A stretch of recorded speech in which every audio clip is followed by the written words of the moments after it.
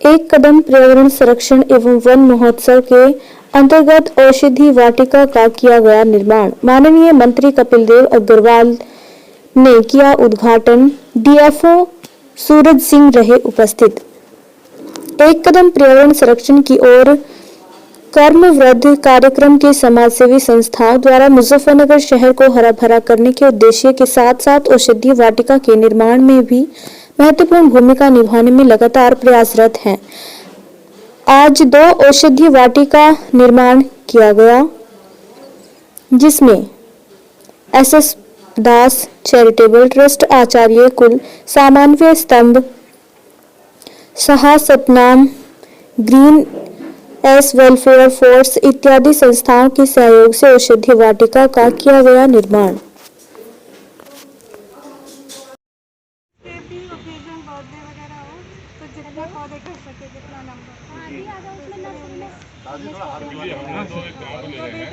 उसके अंदर जो कन्या पैदा हुई वहाँ पर 51 से उस लड़की के नाम पे पंचायत लगा एक गाँव का, और वो लड़की के नाम के वही अपने से प्रवेश करी परिवार बड़ी लड़की के नाम के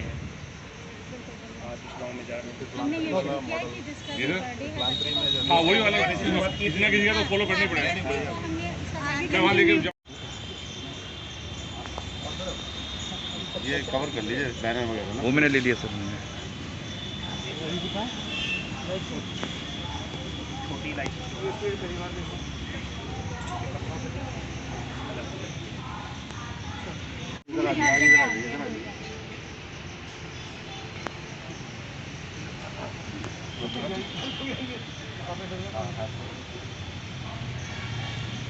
सर एक बार ऊपर देखिए।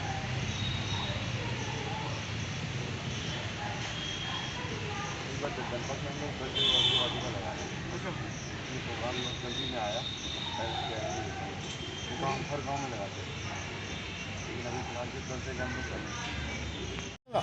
भाई साहब तो मारिए इससे हल्का सा फावड़ा। जी सर, पत्थर है, ये पत्थर है, तेज पत्ता के नाम से जो यूज़ किया जाता है उसका पौधा है, और इसकी छाल से दालचीनी बनाई जाती है, और ये बहुत ही औषधीय है और बहुत ही अच्छा पौधा है और कई रोगों में सहायक है। लेकिन आपने देखा होगा कि चावलों में अक्सर ये पत्ते डाले जाते हैं, और यही पत्ते हैं, और इसका पौधा भी यहाँ पे लगाया गया है।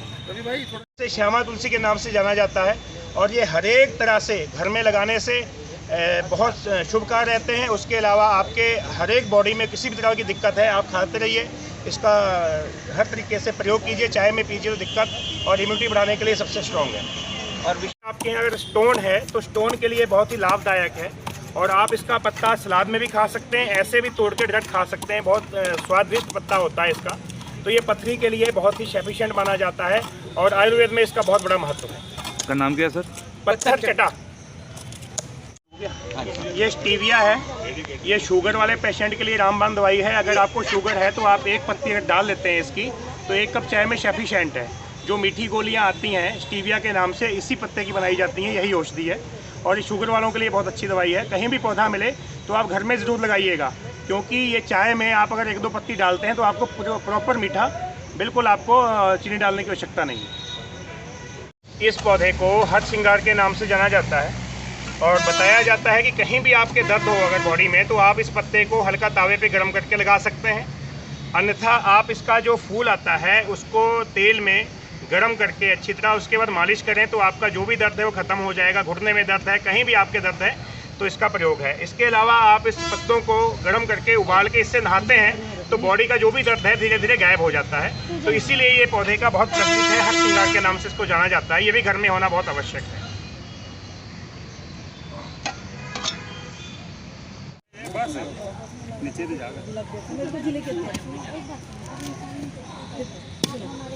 ये गिलोय की बेल है।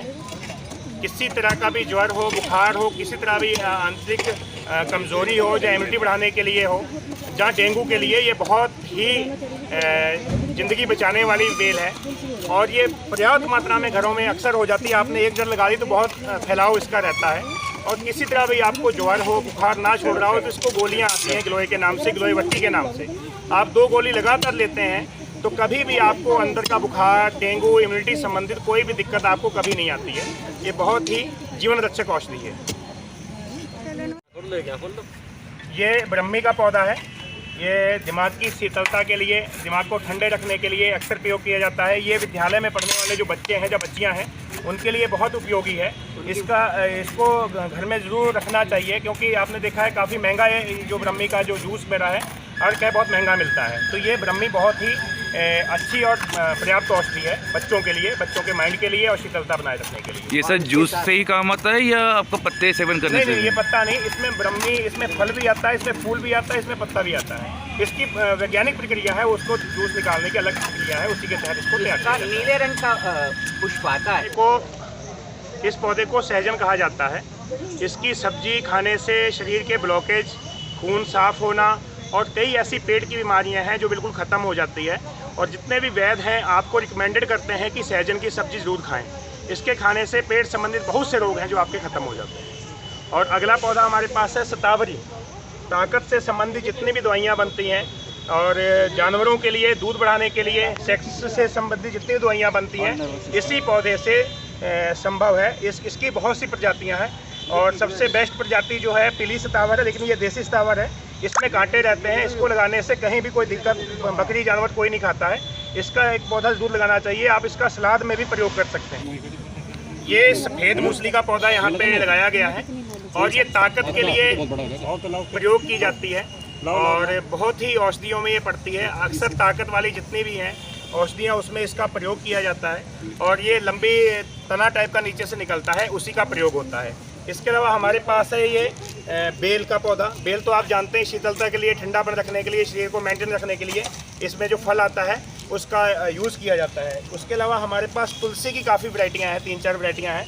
तुलसी के प्रयोग आप सभी जानते हैं, धार्मिक दृष्टि से इस पौधे को देखा जाता है और इसके साथ साथ इम्यूनिटी बढ़ाने के लिए चाय में यूज़ कर सकते हैं। हर तरह से ये एंटीबैक्टीरियल पौधा है। और इसके अलावा ये क्या, ब्रह्मी। ये ब्रह्मी आपने सुना होगा, ब्रह्मी का पौधा बहुत उपयोगी है। ये भी मानसिक टेंशन को दूर करने के लिए, तनाव रखने के लिए, दिमाग ठंडा रखने के लिए इसका बहुत ही बड़ा प्रयोग है और इसमें फूल फल सभी आते हैं और ये भी पौधा यहाँ पे लगाया जा रहा है। आपका नाम? मैं पूजा द्विवेदी, एकल शिक्षा अभियान प्राथमिक शिक्षा समिति अध्यक्ष। जैसे कि अभी हमें कोरोना की दूसरी लहर में हमें ज्ञात हो चुका है कि ऑक्सीजन हमारे लिए कितना ज़्यादा ज़रूरी है और ऑक्सीजन हमें पेड़ पौधों और वृक्षों से मिलती है। जैसे कि इंसान जंगलों को काटता जा रहा है, पेड़ पौधों को काटता जा रहा है, तो इससे हमारा जो प्राकृतिक वातावरण है वो सारा दूषित हो गया है, जिसकी वजह से हमें सांस लेने में प्रॉब्लम आई। अभी पिछली बार ऑक्सीजन की वजह से दर बदर भटकते हुए मैंने मरीजों को देखा है, इंसानों को देखा है कि ऑक्सीजन की किल्लत और त्राही मांग करते हुए देखा है। तो इसीलिए ये जो वृक्षारोपण का कार्यक्रम चला है, ये पर्यावरण वृक्षारोपण अभियान चला है, ये इसलिए चला है ताकि हम मुजफ्फरनगर की अपनी धरती को हरा भरा कर सकें और हमें ऑक्सीजन की कोई कमी ना रहे। और पेड़ पौधे लगाने से हमारा वातावरण भी बहुत अच्छा रहेगा और हमारा मन भी प्रसन्न रहेगा। ऑक्सीजन तो मिलेगी ही, इसके साथ साथ हमें एक पॉजिटिव एनर्जी मिलेगी, एक मतलब अलग से ही हमारी इम्यूनिटी पावर भी बढ़ेगी।